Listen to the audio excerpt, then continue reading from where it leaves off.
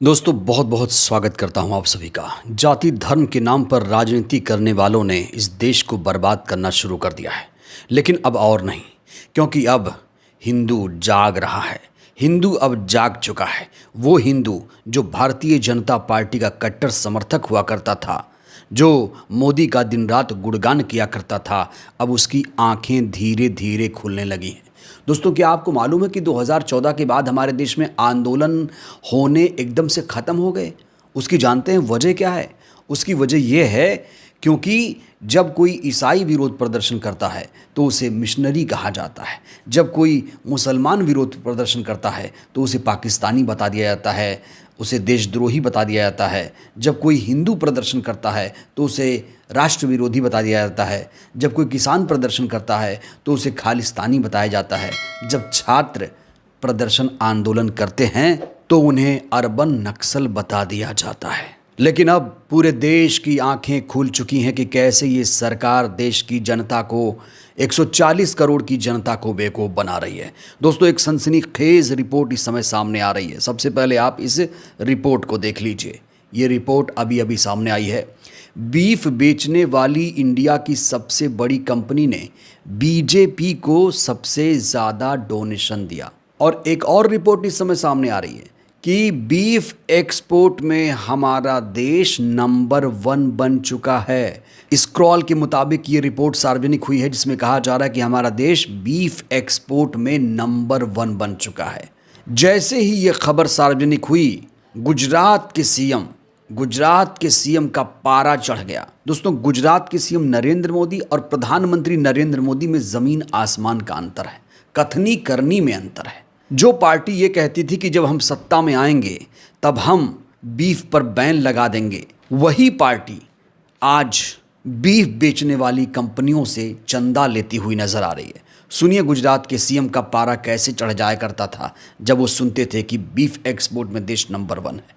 पिछले 11 सालों से इनकी देश में सरकार है। भारत सरकार ने घोषित किया है, स्वयं भारत सरकार ने घोषित किया है कि पूरे विश्व में बीफ एक्सपोर्ट में हिंदुस्तान नंबर 1 है। किन चीजों के लिए गर्व किया जा रहा है?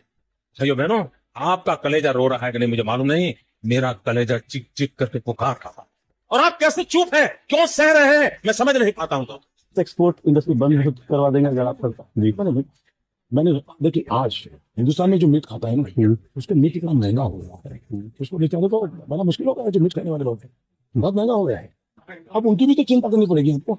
2014 में यही मुद्दा उछाला गया था कि जब हम सरकार में आएंगे तो बीफ पर बैन लगा देंगे, बीफ एक्सपोर्ट नहीं होगा। लेकिन ये लोग जो कहते थे उसका बिल्कुल उल्टा कर रहे हैं।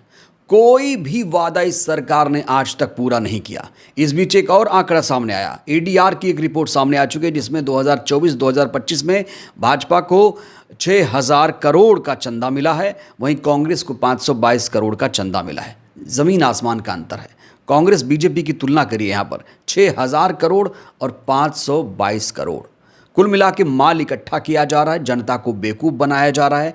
इसीलिए अब जो अंधभक्त थे उनकी आंखें धीरे धीरे खुलने लगी हैं। ये अंधभक्त तो आपको याद होगा, अमेरिका क्या कहता था बे, याद है दोस्तों आपको? ये चेहरा याद है आपको? अमेरिका क्या कहता था, क्या हो तुम? आज हम कहते तू क्या है बे? ये बहुत बड़ा अंधभक्त हुआ करता था मोदी का, लेकिन अब इसकी आंख खुल गई है। अब ये देश को जागरूक करने निकल चुका है, अंधभक्तों को जगाने के लिए, झकझोरने के लिए निकल चुका है। देखिए कैसे ही झकझोर रहा है अंधभक्तों को। पॉल्यूशन बढ़ता जा रहा है, महंगाई बढ़ती जा रही है, करप्शन बढ़ता जा रहा है, दिल्ली का AQI बढ़ता जा रहा है, डॉलर की वैल्यू बढ़ती जा रही है, क्राइम बढ़ता जा रहा है। पार्लियामेंट में मोस्टली क्रिमिनल्स भरे हुए हैं, रेपिस्ट बाहर घूम रहे हैं। इंडिया सिर्फ एक पार्टी की चमचागिरी करने में लगी हुई है। हमारे इंडिया का पासपोर्ट रैंक भी बढ़ता जा रहा है। कांग्रेचुलेशन, सब कुछ बढ़ता ही जा रहा है। फाइनली अब हम विश्व गुरु बन चुके हैं। इस अंधभक्त का एक और वीडियो वायरल हो रहा है, जिसमें आजकल ये समझदारी की बातें कर रहा है और कहा जा रहा है कि सिर्फ ये अकेला अंधभक्त ऐसा नहीं है जो जाग गया है। ऐसे सैकड़ों अंधभक्त इस समय जाग चुके हैं, क्योंकि इस सरकार को लोगों ने देख लिया है कि ये सरकार कैसे मूर्ख बना रही है, कैसे मंदिर मस्जिद के नाम पर, हिंदू मुसलमान के नाम पर देश में नफरत फैला रही है। सब समझ चुके हैं और इसीलिए अब हिंदू भी, कट्टर हिंदू भी, मोदी भक्त भी अब जाग चुका है। वो सोए हुए भक्तों को जगाने का काम कर रहा है। कांग्रेस कहती है बीजेपी गलत है, बीजेपी कहती है कांग्रेस गलत है, आम आदमी पार्टी कहती है दोनों गलत है। अगर सब गलत है तो सही कौन है? पॉल्यूशन बढ़ता जा रहा है, महंगाई बढ़ती जा रही है, करप्शन बढ़ता जा रहा है, दिल्ली का AQI बढ़ता जा रहा है, डॉलर की वैल्यू बढ़ती जा रही है, क्राइम बढ़ता जा रहा है, पार्लियामेंट में मोस्टली क्रिमिनल्स भरे हुए हैं, रेपिस्ट बाहर घूम रहे हैं, मीडिया सिर्फ एक पार्टी की चमचागिरी करने में लगी हुई है, हमारे इंडिया का पासपोर्ट रैंक भी गिरता जा रहा है। कॉन्ग्रेचुलेशन, सब कुछ बढ़ता ही जा रहा है, फाइनली अब हम विश्व गुरु बन चुके हैं। इस बीच मोटा भाई का एक बयान बड़ा तेजी से वायरल है। मोटा भाई की कथनी करनी में अंतर भी आपको देखना चाहिए, जानना चाहिए। मोटा भाई ने एक बड़ा बयान दिया, कहा तीसरी बार असम में हमारी सरकार बनेगी तो घुसपैठिए भगाए जाएंगे। मतलब अभी असम में बीजेपी की सरकार है और ये लोग जनता को कैसे बेवकूफ़ बना रहे हैं कि अब हमारी सरकार फिर से बनाओ, तीसरी बार सरकार बनाओ, तब ये घुसपैठिए जो हैं उनको हम भगाएंगे। अभी तक क्या कर रहे थे? एक और बयान मोटा भाई का है, गृह मंत्रालय के पास देश में घुसपैठियों का कोई आंकड़ा नहीं। RTI से बहुत बड़ा खुलासा हुआ है। जब घुसपैठिए है ही नहीं, खुद गृह मंत्रालय ये कह रहा है, तो फिर मोटा भाई किसे घुसपैठिया बता रहे हैं? गृह मंत्री हैं अमित शाह, इन्हीं का मंत्रालय ये कहता है कि देश में घुसपैठिए कितने हैं उसका कोई भी आंकड़ा नहीं है। दूसरी तरफ ये कहते हैं कि तीसरी बार असम में हमारी सरकार बनी तो घुसपैठिए को भगाया जाएगा। तो जहाँ जहाँ चुनाव होता है वहाँ वहाँ घुसपैठिए आ जाते हैं। बंगाल में ये लोग यही बातें कर रहे हैं कि बंगाल में घुसपैठिए आ चुके हैं, सरकार बनी तो घुसपैठिए को भगाया जाएगा। ये लोग कभी रोज़गार, भ्रष्टाचार इसकी बात नहीं करेंगे कि हम आपको रोज़गार देंगे, हम विकास लाएंगे, हम देश में शांति लाएंगे, हम हिंदू मुसलमान नहीं करेंगे, हम नफरत नहीं फैलाएंगे, मंदिर मस्जिद पर राजनीति नहीं करेंगे। ये लोग इसकी बात बिल्कुल नहीं करेंगे। इस बीच महामानव इजराइल में हैं और इजराइल पहुंचकर उन्होंने जो विदेश नीति लोगों की सिखाई है, ही हु करते हुए नजर आ रहे हैं।